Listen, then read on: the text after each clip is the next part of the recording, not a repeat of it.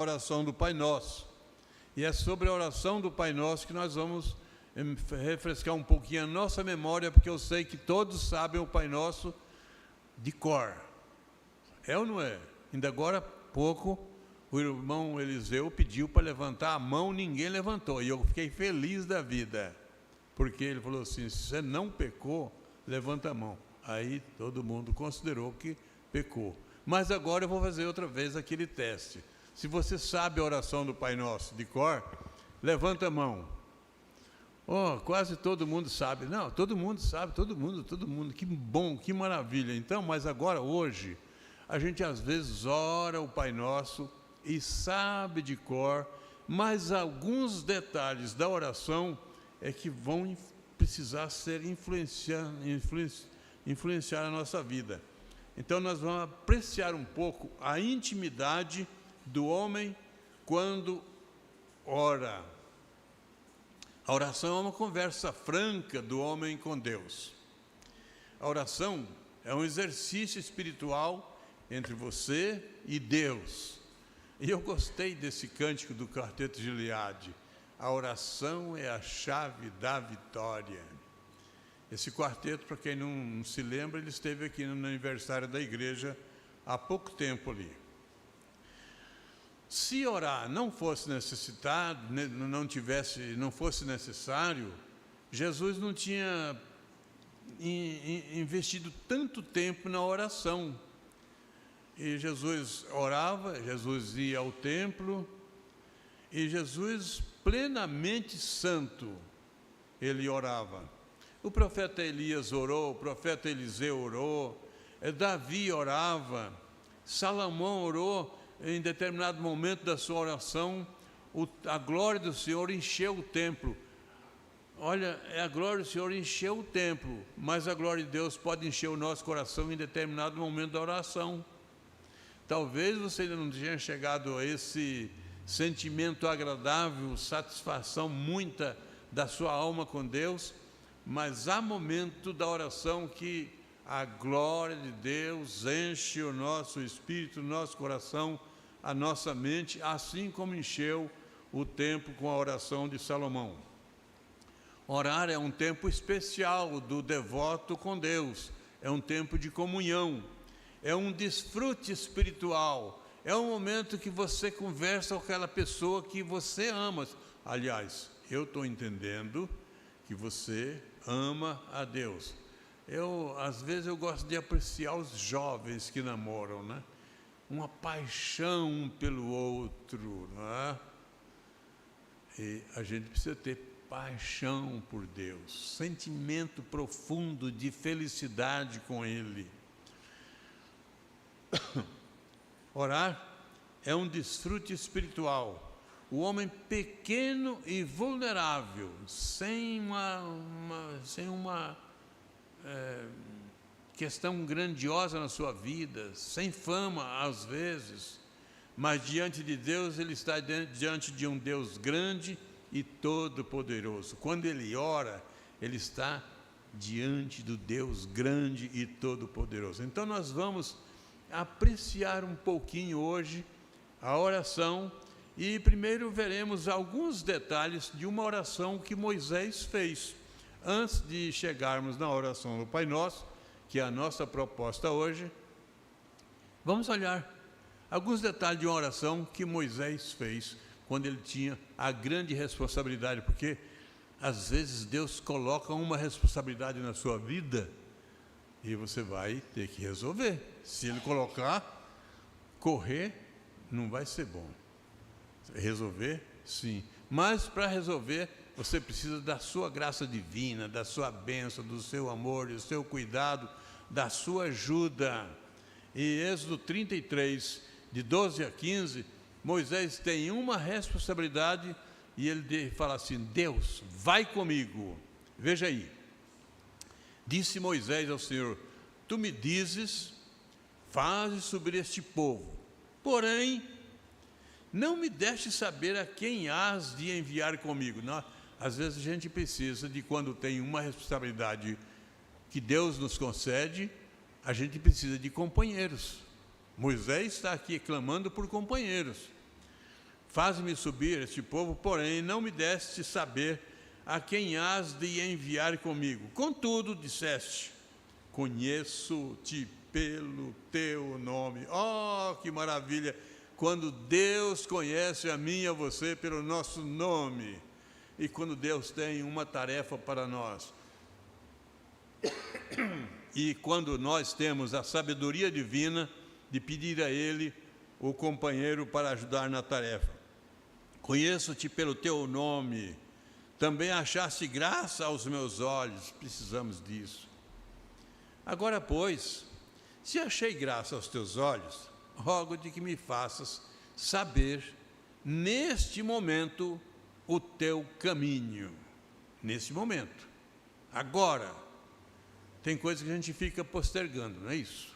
Amanhã, depois, esse domingo não, mas no outro sim, aí no outro não também, e o outro sim, aí, e fica postergando. Deus tem uma bênção na sua vida, uma tarefa exclusiva, e o servo de Deus que Ele escolhe precisa de saber do caminho de Deus neste momento, agora, na hora da oração, na hora de estar conversando com Ele.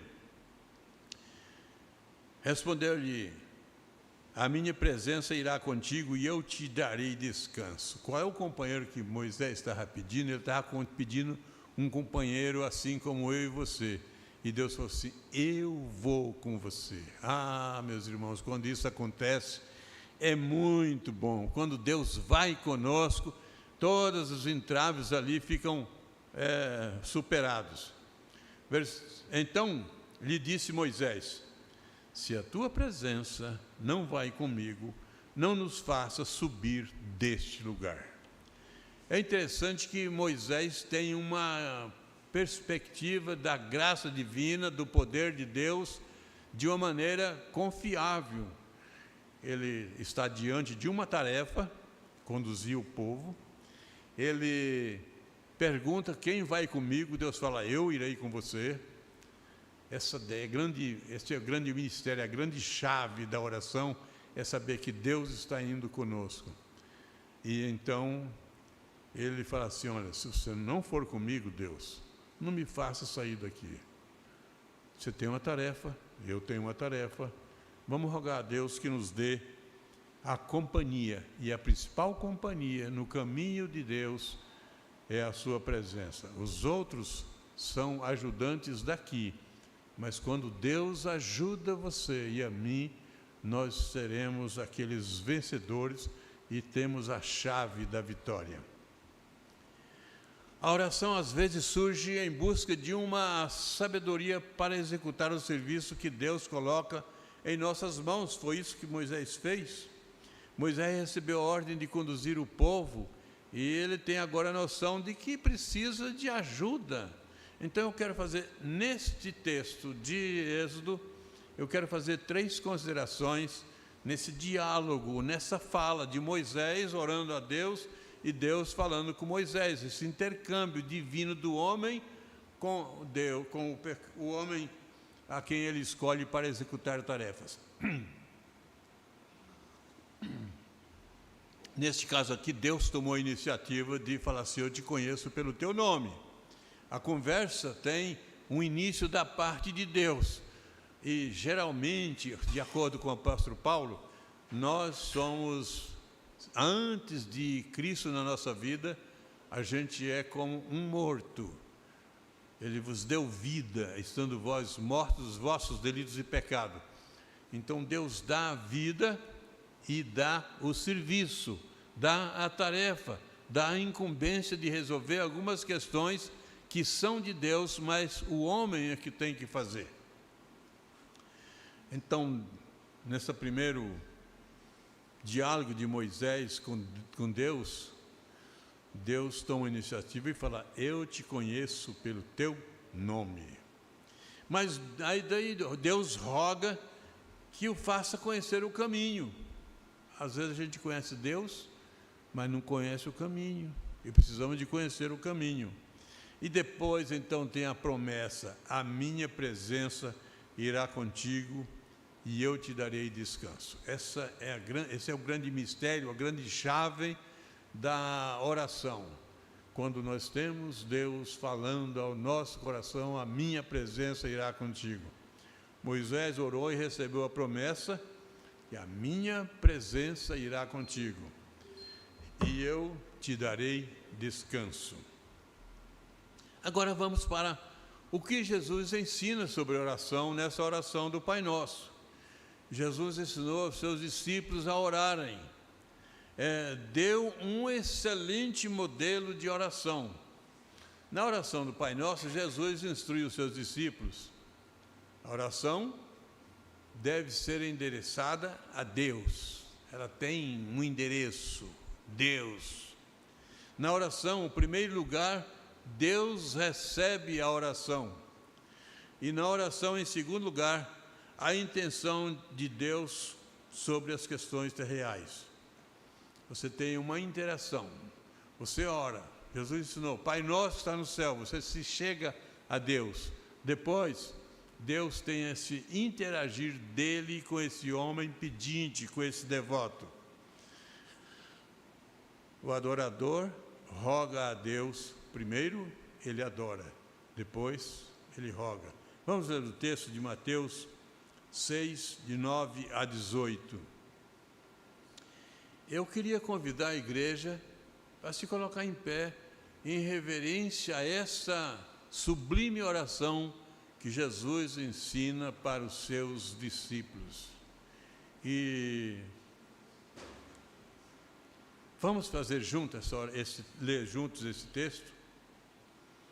Portanto, vós orareis assim: Pai nosso que está no céu, santificado seja o teu nome, venha o teu reino, faça-se a tua vontade, assim na terra como no céu. O pão nosso de cada dia nos dá hoje. Perdoa as nossas dívidas, assim como nós temos perdoados aos nossos devedores. E não nos deixes cair em tentação, mas livra-nos do mal. Pois teu reino, o poder, a glória, é sempre. Amém. Porque se perdoarmos aos homens as suas ofensas, também vosso Pai Celeste vos perdoará. Se, porém, não perdoardes aos homens as suas ofensas, pouco vosso Pai vos perdoará as vossas ofensas.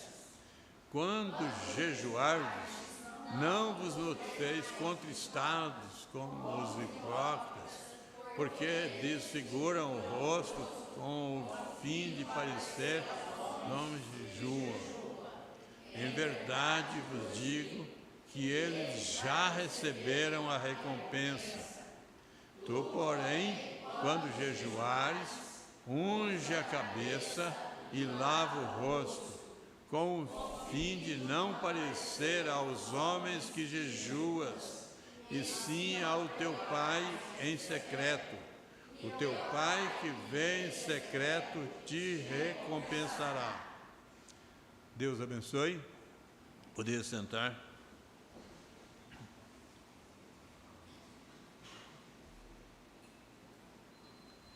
Nesse texto, nós notamos algumas dicas que Jesus dá para as pessoas que vão orar. Essa oração foi provocada pelos discípulos que falaram, ensina-nos a orar, assim como João ensina os discípulos dele. Então, nós vemos que Moisés orou, Elias orou, e João também orava. E Jesus orava muitas vezes. Então, nessa oração, é bem curta, mas muito profunda. Primeiro, orar em elevação a Deus, em adoração a Deus, elevando-se ao Pai. Depois, orar pedindo os benefícios divinos, rogar ao Pai. Primeira questão da oração, você está diante de um Deus Pai, de um Deus que está no seu alto e sublime trono, e você está exaltando, elogiando, adorando prestando adoração ao Pai. Depois de adorar o Pai, você vai falar com o Pai aquilo que você precisa. É isso que Jesus está aqui ensinando nessa oração. O exercício espiritual de jejuar com intenção de adoração sincera, nós lemos aí, nós não chegaremos lá nesse ponto hoje, mas, além disso, cuidar da humildade quando a gente faz o jejum. Nós vimos a oração do Pai Nosso, que nós vamos trabalhar apenas ela, mas na sequência Jesus dá umas dicas aí, olha, e vocês, quando jejuarem, não fiquem entristecidos para todo mundo achar que você está jejuando, unge, se prepara, fica feliz, porque você está jejuando para Deus e não para aqui, você está jejuando para o seu benefício espiritual. Mas vamos continuar aí. Então vamos fazer algumas reflexões na oração do Pai Nosso. E você sabe de cor. Eu percebi, nós pusemos na tela aqui, mas se fosse preciso orar sem olhar a letra, todos estariam orando perfeitamente, sabendo de cor a oração do Pai Nosso. Mas a gente vai fazer algumas reflexões. Nós temos começado essas reflexões em Mateus 5, todo esse capítulo, esses capítulos aí que vão focar sobre o Sermão do Monte, e chegou o grande dia de Jesus ensinar os discípulos a orarem. Vocês acham que Jesus nunca tinha orado com esses discípulos? Mas na oração, nós cantamos aí agora há pouco, é a chave da vitória. A gente precisa saber mais, a gente precisa querer mais, a gente precisa ter mais intensa busca na nossa vida de oração. E no versículo 9, Jesus fala assim: portanto, vós orai assim, Pai nosso que está nos céus, santificado seja o teu nome. Eu quero tratar um pouquinho primeiro essa questão Pai, aspectos comuns e conhecidos daquilo que se refere a Pai. Pai é autoridade, Pai é proteção, Pai é amparo, Pai provê sustento para a família, Pai orienta, Pai tem proteção contra adversários. Quando alguma coisa estranha faz barulho no quintal, o primeiro que tem que levantar, não sei se é assim na sua casa, mas o primeiro que tem que levantar é o pai, para ver o que é, como é. Se eu perguntasse assim, se é assim, os homens diriam, sim, é ou não é? É. Não ia falar para a esposa, vai lá primeiro e ver como que é, que eu estou me preparando aqui. Não, ele vai primeiro. Pai é proteção, pai é aquele que cuida, aquele que ama, aquele que prepara as defesas. Uma criança nasce e precisa de conforto para crescer. Quem vai cuidar é o pai e a mãe. Mas nós estamos aqui pegando a autoridade de pai. Esse pai que é essa pessoa que está em primeiro lugar aqui na adoração a Deus. Então, nesses aspectos conhecidos, que todos nós conhecemos, a gente vê essa responsabilidade, autoridade do pai. Aspectos da superioridade. O pai requer respeito do filho, o pai prepara o filho para a vida adulta, o pai segura na mão do filho em seus primeiros passos. Alguém aqui que já teve um filho que aprendeu a andar, o pai fica todo feliz, vem cá meu filhinho, vem aqui, e eles dão aqueles primeiros passos, ele cuida para não cair, né? O pai conhece os perigos e segura na mão do filho ao atravessar a rua, não é isso? Você não pega um menino de 3 anos e fala, segura na minha mão aqui que nós vamos atravessar a rua. Não.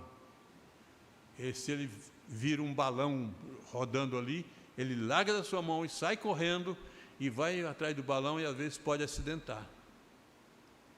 O pai segura pela mão.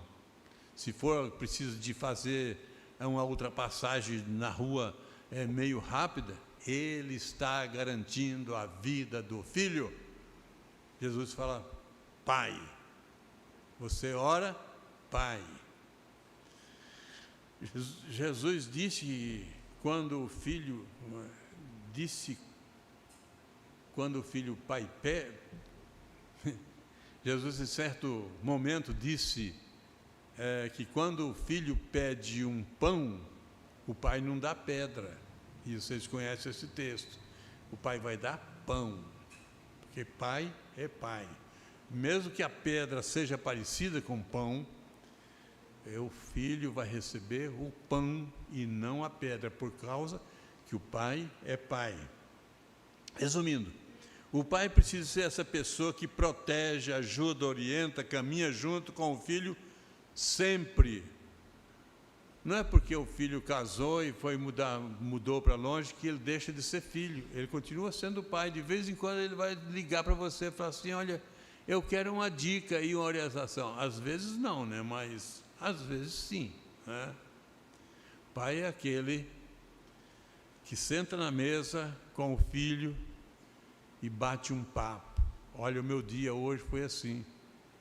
Pai é aquele que fala para o filho estudar, mas depois fala assim, você já estudou muito, vamos ter um tempinho de uma brincadeira de dominó aqui, que é para distrair um pouco. O filho vai ficar alegre com isso. Pai é aquele que leva o filho para fazer uma caminhadinha no sol, fala assim, isso dá saúde. Pai é essa pessoa, e precisa ser, pode ser que não seja, mas precisa ser essa pessoa que dá apoio ao filho. Jesus ensina que a oração deve ser elevada ao Pai. A ideia primeira é que o Pai é soberano. Então, parando dessas ilustrações que nós fizemos aqui, como o Pai que protege, cuida, guarda, abençoa, caminha, leva para passear, leva para o parque.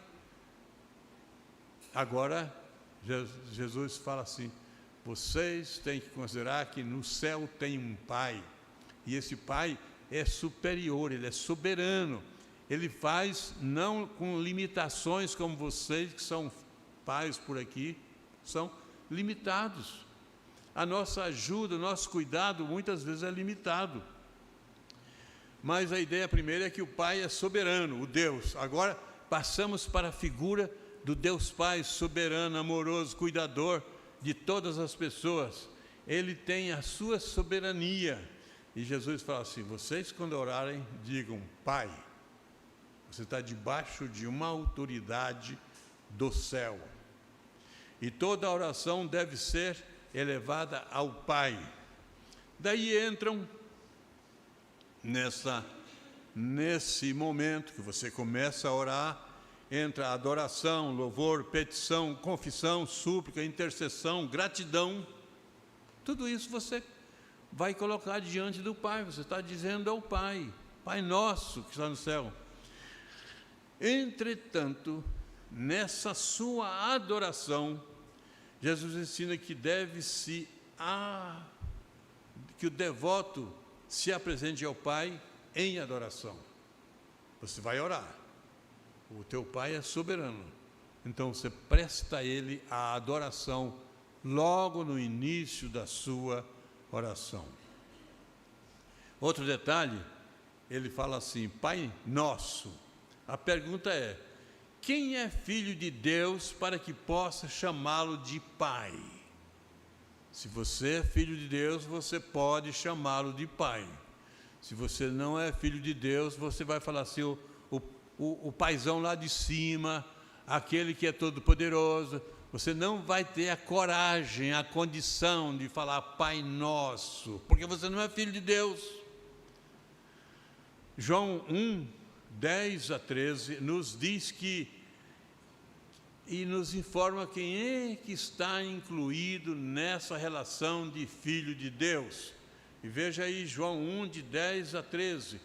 O Verbo estava no mundo, falando de Jesus.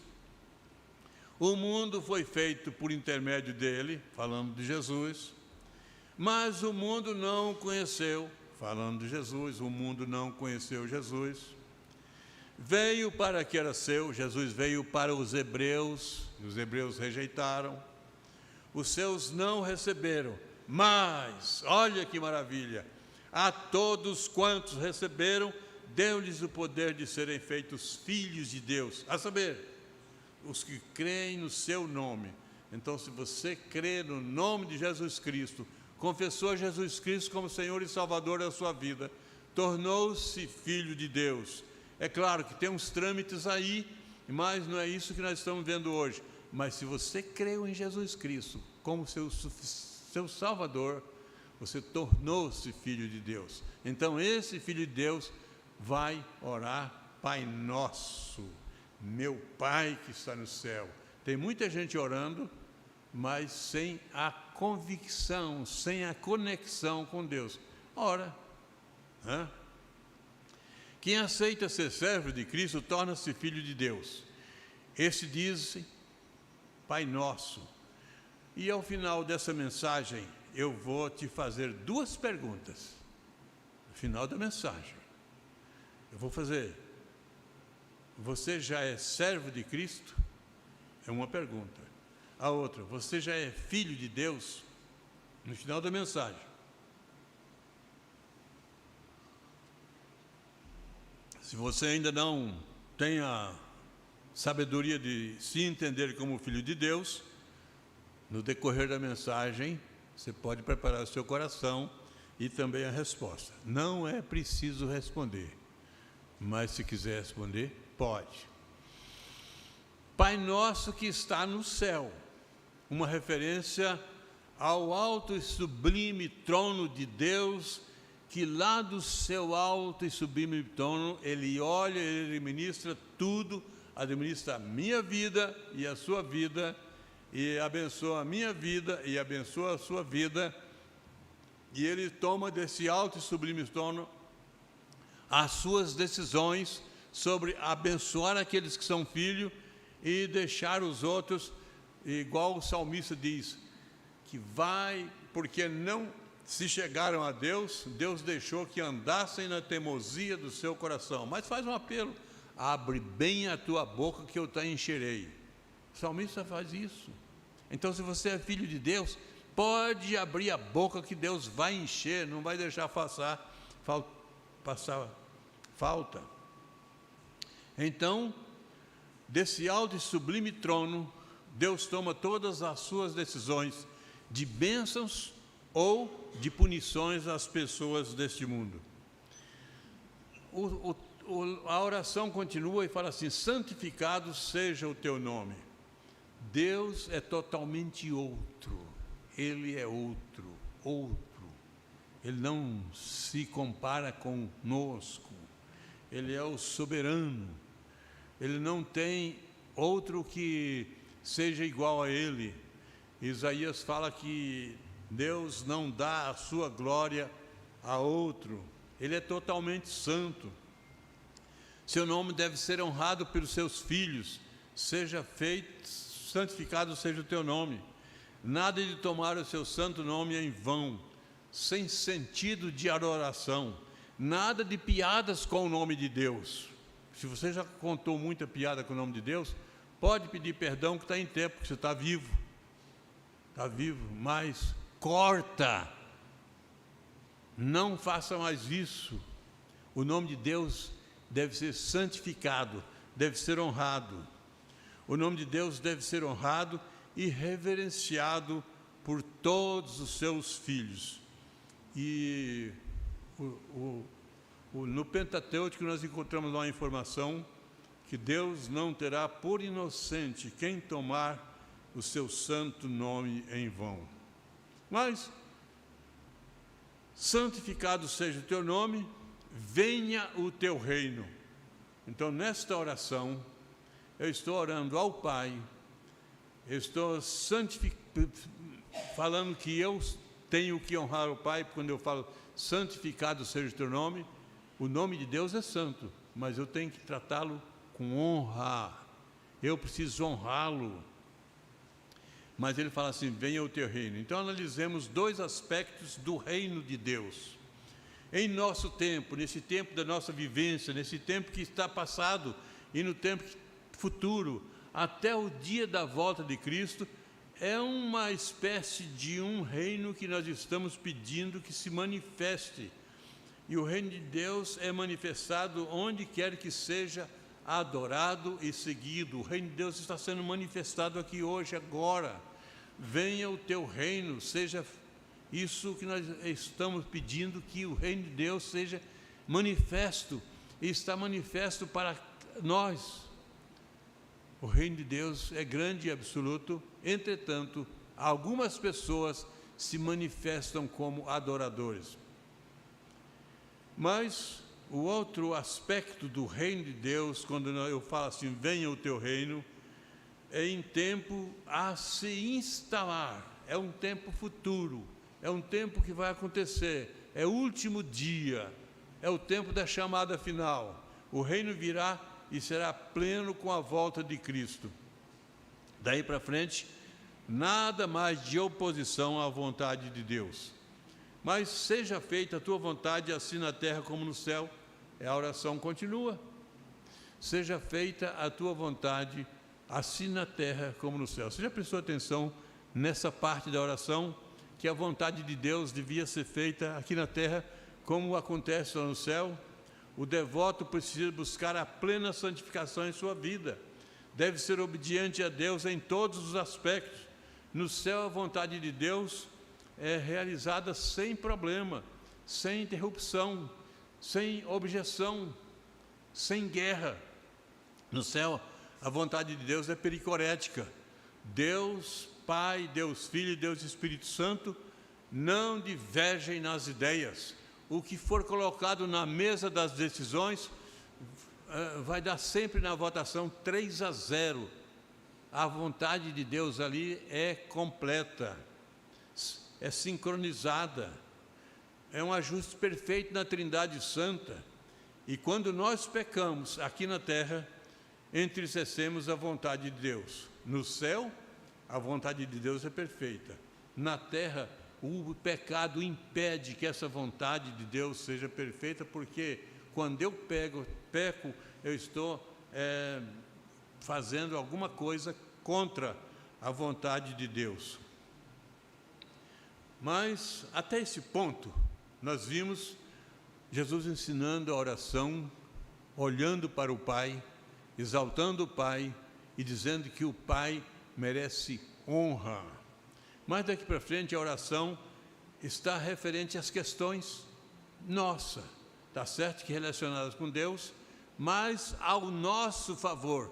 Se você estava olhando para Deus e fazendo a sua adoração, agora desse ponto em diante, você está livre para fazer o seu pedido. O tom da oração em relação à necessidade dos homens, seus pedidos. O devoto já prestou adoração e exaltação a Deus. Agora, o devoto está livre para falar, Deus, eu preciso disso. Então, daí Jesus fala assim, o pão nosso de cada dia nos dá hoje. E a gente precisa lembrar do maná no deserto, o povo, tantas pessoas, e Deus alimentou a cada dia aquelas pessoas. Assim como Deus sustentou esse povo no deserto, Ele sustenta cada um de nós na nossa caminhada, e sempre terá um sustento diário.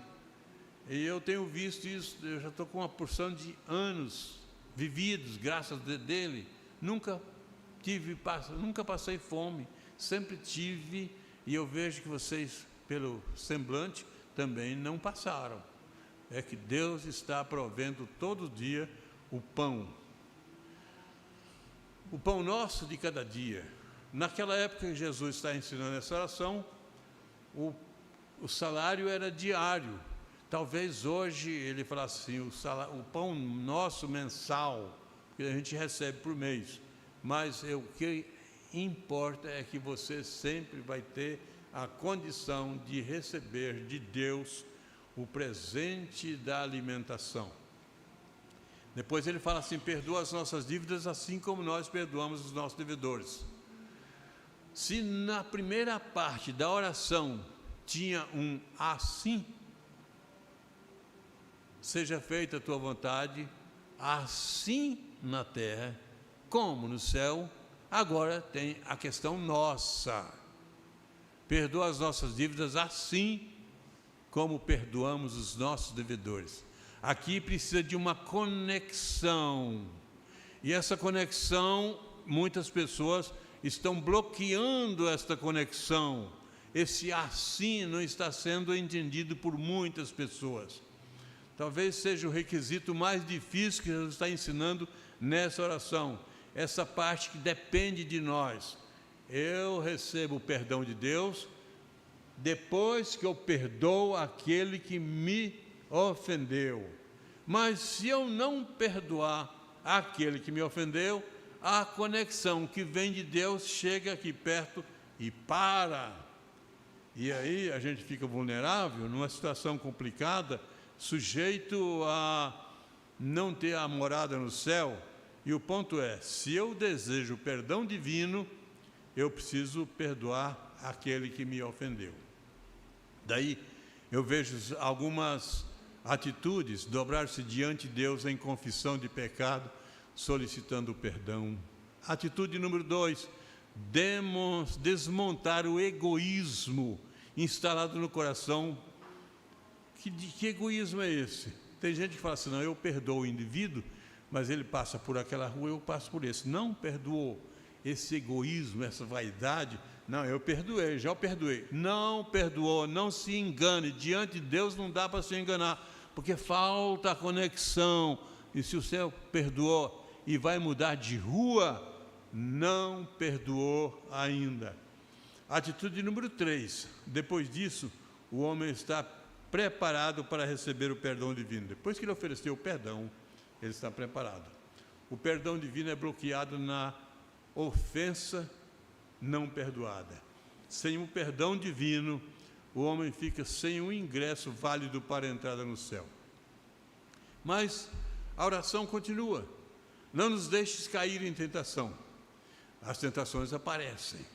Podemos pedir reforço divino contra essas tentações. E é bom lembrar que o diabo conhece o nosso ponto fraco, a nossa área vulnerável. A mim, o diabo nunca vai me oferecer uma carteira de cigarro, nunca. Ele sabe que eu detesto, ele sabe que eu não gosto, sei que aquele cheiro do cigarro, eu não tenho felicidade nele, naquela fumaça. Mas ele pode me oferecer outra coisa, que ele sabe o meu ponto fraco, e sabe o seu ponto fraco também. Tem algumas coisas que o diabo nunca vai oferecer para vocês, mas tem algumas coisas, talvez, esse egoísmo de não perdoar, ele fica falando assim, opa, ele perdoou, mas não perdoou completamente. Tem algumas coisas que o diabo vai oferecer a nós. E aí Jesus fala assim, ora, pedindo que o Pai cuide de vocês, para vocês não caírem em tentação. Então, eu e você precisamos fazer essa oração sempre, pedindo não cair nas tentações. Davi olhava para o pecado e repugnava. Salmo 51, 3. Pois eu conheço as minhas transgressões e o meu pecado está sempre diante de mim. Não é um pecado que ele estivesse agindo, mas o pecado que tinha acontecido, ele lembrava. Isso é tentação maligna também. O pecado perdoado, você precisa esquecer, porque Deus esquece. O pecado perdoado é a sua liberdade diante de Deus. O perdão divino é necessário. Depois de perdoado, Jesus disse que a gente pode ter a felicidade, paz, alegria, harmonia, comunhão completa com os homens e com Deus. Olha como ele falou, livra-nos do mal. Então Jesus ensinou que devemos orar exaltando a Deus. E depois podemos colocar diante dele as nossas necessidades. Mas lembram que eu falei que faria 2 perguntas no final da mensagem? Eu vou fazer. Você já é servo de Cristo? Não precisa levantar o braço, esse braço aqui. Levanta o braço que está dentro do seu coração, ou então deixa encolhido mesmo. Você já é filho de Deus? Não precisa levantar o seu braço aí, esse braço físico. Levante o braço que está espiritualmente dentro do seu coração, se você já é filho de Deus. Se não é, deixa ele encolhido mesmo. Se você é servo de Deus, se você é filho de Deus, se é, vem aqui à frente. Vamos orar o Pai Nosso juntos. Pode ser? Quem for filho de Deus, quem for servo